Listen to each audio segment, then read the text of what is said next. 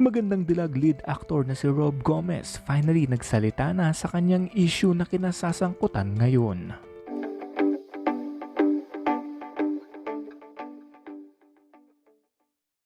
Naglabas na nga ng saloobin itong si Rob Gomez sa kanyang Instagram account.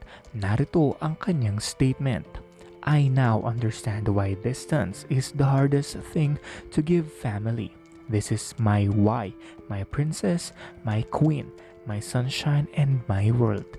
My choice every day in this lifetime and the next. You are not an option for me to lose. I can't wait to have you both back in my arms. I'm sorry I said yes to being single when I'm not. I promise to keep my promises to you this time.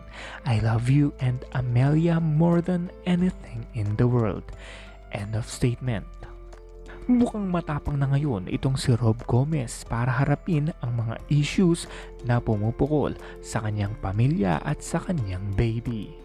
Nahaharap kasi sa isang malaking issue itong si Rob Gomez dahil may anak na nga ito kay Shyla Rebortera at may mga pictures na pinost itong si Shyla Rebortera tungkol sa pagbubugbog di umano nitong si Rob Gomez sa kanya.